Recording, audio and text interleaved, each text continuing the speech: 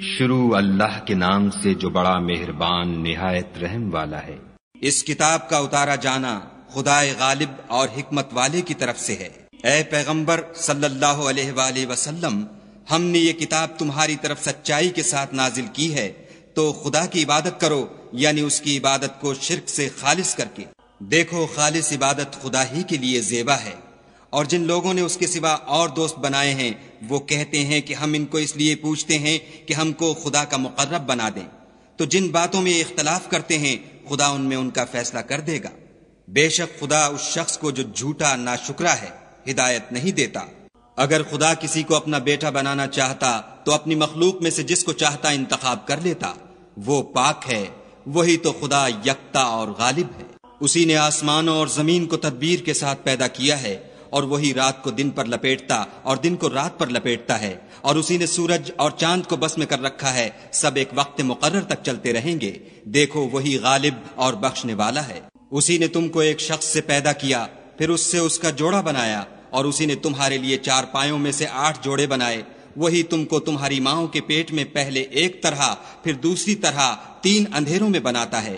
یہی خدا تمہارا پروردگار ہے، اسی کی بادشاہی ہے، اس کے سوا کوئی معبود نہیں۔ پھر تم کہاں پھرے جاتے ہو؟ اگر ناشکری کرو گے تو خدا تم سے بے پرواہ ہے، اور وہ اپنے بندوں کے لیے ناشکری پسند نہیں کرتا، اور اگر شکر کرو گے تو وہ اس کو تمہارے لیے پسند کرے گا، اور کوئی اٹھانے والا دوسرے کا بوجھ نہیں اٹھائے گا۔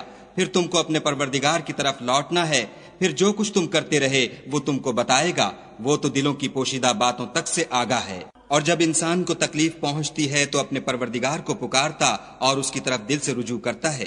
پھر جب وہ اس کو اپنی طرف سے کوئی نعمت دیتا ہے تو جس کام کے لیے پہلے اس کو پکارتا ہے اسے بھول جاتا ہے، اور خدا کا شریک بنانے لگتا ہے تاکہ لوگوں کو اس کے رستے سے گمراہ کرے۔ کہہ دو کہ اے کافر نعمت، اپنی ناشکری سے تھوڑا سا فائدہ اٹھا لے، پھر تو دوزخیوں میں ہوگا۔ بھلا مشرک اچھا ہے یا وہ جو رات کے وقتوں میں زمین پر پیشانی رکھ کر اور کھڑے ہو کر عبادت کرتا اور آخرت سے ڈرتا اور اپنے پروردگار کی رحمت کی امید رکھتا ہے؟ کہو بھلا جو لوگ علم رکھتے ہیں اور جو نہیں رکھتے دونوں برابر ہو سکتے ہیں؟ اور نصیحت تو وہی پکڑتے ہیں جو عقل مند ہیں۔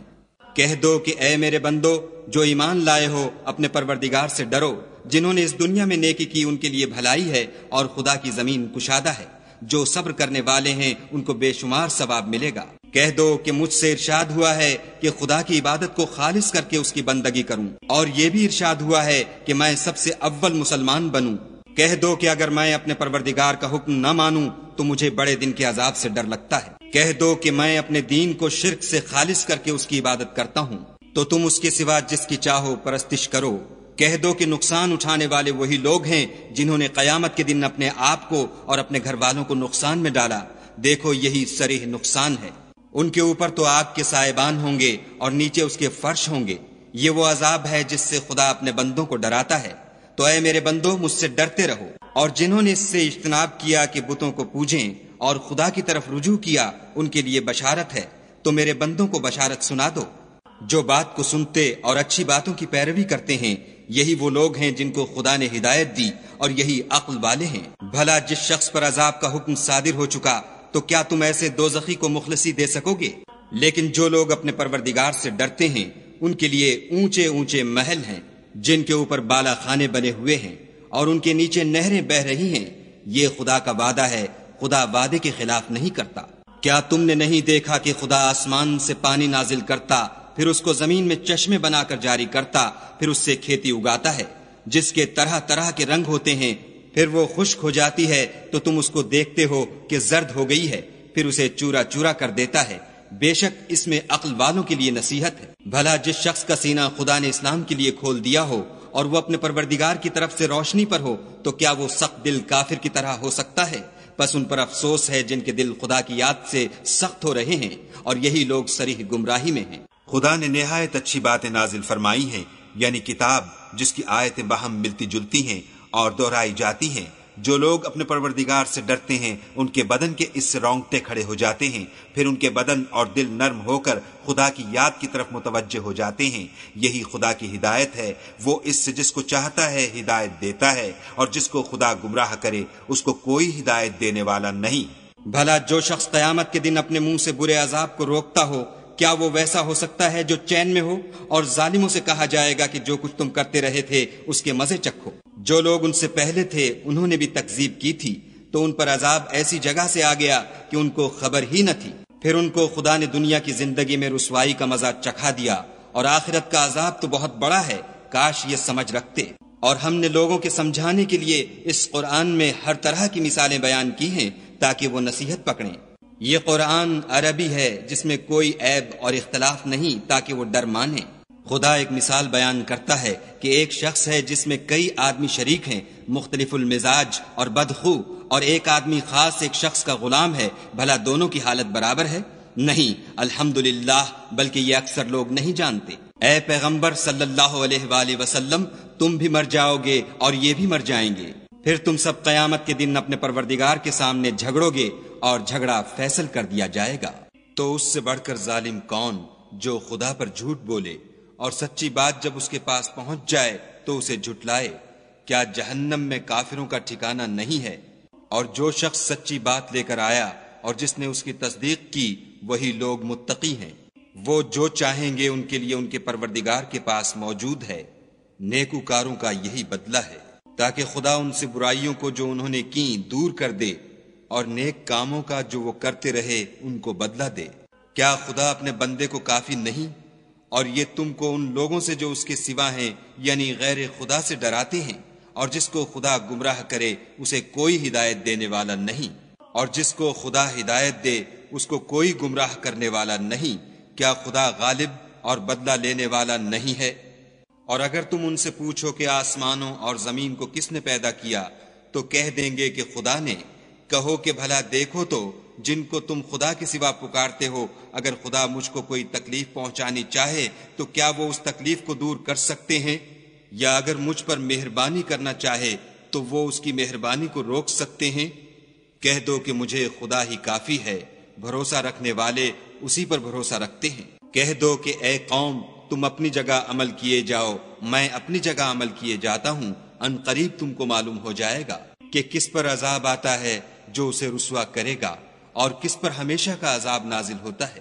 ہم نے تم پر کتاب لوگوں کی ہدایت کے لیے سچائی کے ساتھ نازل کی ہے، تو جو شخص ہدایت پاتا ہے تو اپنے بھلے کے لیے، اور جو گمراہ ہوتا ہے تو گمراہی سے اپنا ہی نقصان کرتا ہے۔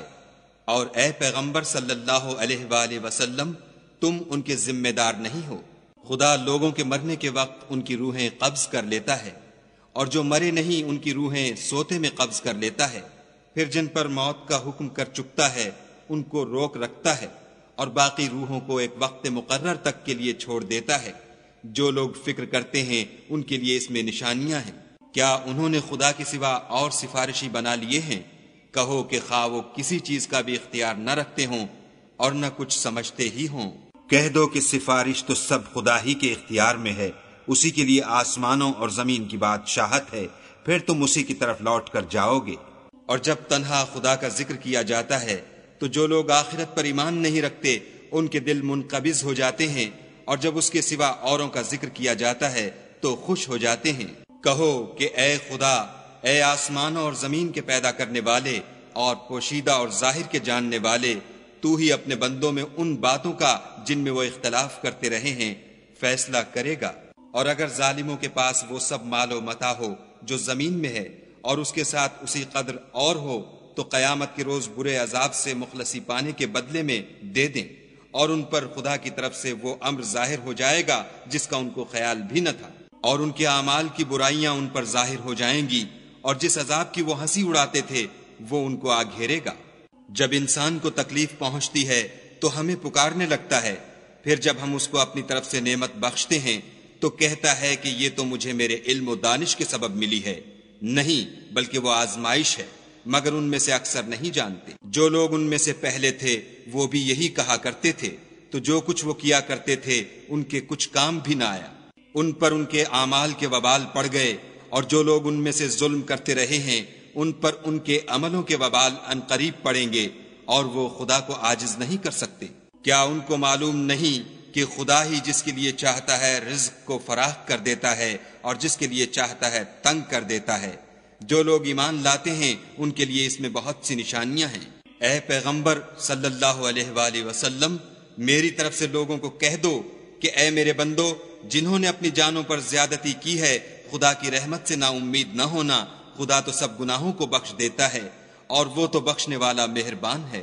اور اس سے پہلے کہ تم پر عذاب واقع ہو، اپنے پروردگار کی طرف رجوع کرو اور اس کے فرما بردار ہو جاؤ، پھر تم کو مدد نہیں ملے گی۔ اور اس سے پہلے کہ تم پر ناگہاں عذاب آ جائے اور تم کو خبر بھی نہ ہو، اس نہایت اچھی کتاب کی جو تمہارے پروردگار کی طرف سے تم پر نازل ہوئی ہے پیروی کرو، کہ مبادا اس وقت کوئی متنفس کہنے لگے کہ ہائے ہائے، اس تفسیر پر افسوس ہے جو میں نے خدا کے حق میں کی اور میں تو ہنسی ہی کرتا رہا، یا یہ کہنے لگے کہ اگر خدا مجھ کو ہدایت دیتا تو میں بھی پرہیزگاروں میں ہوتا، یا جب عذاب دیکھ لے تو کہنے لگے کہ اگر مجھے پھر ایک دفعہ دنیا میں جانا ہو تو میں نیکوکاروں میں ہو جاؤں۔ خدا فرمائے گا، کیوں نہیں، میری آیتیں تیرے پاس پہنچ گئی ہیں، مگر تو نے ان کو جھٹلایا اور شیخی میں آ گیا اور تو کافر بن گیا۔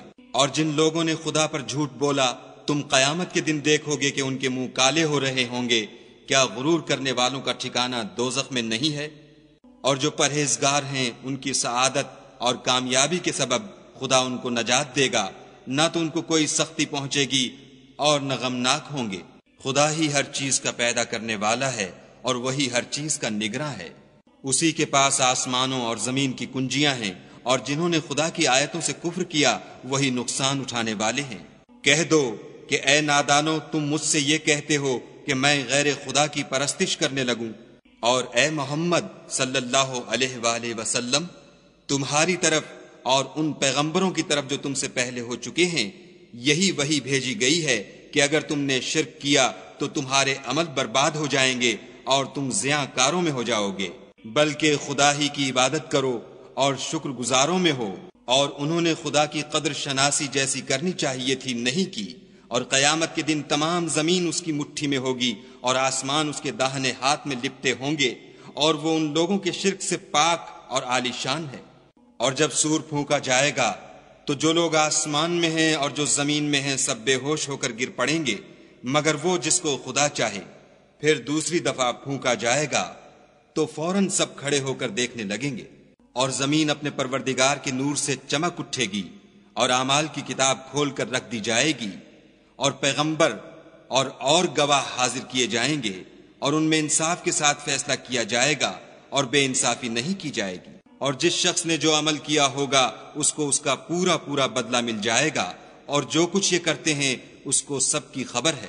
اور کافروں کو گروہ گروہ بنا کر جہنم کی طرف لے جائیں گے، یہاں تک کہ جب وہ اس کے پاس پہنچ جائیں گے تو اس کے دروازے کھول دیے جائیں گے، تو اس کے داروغہ ان سے کہیں گے کہ کیا تمہارے پاس تم ہی میں سے پیغمبر نہیں آئے تھے جو تم کو تمہارے پروردگار کی آیتیں پڑھ پڑھ کر سناتے اور اس دن کے پیش آنے سے ڈراتے تھے؟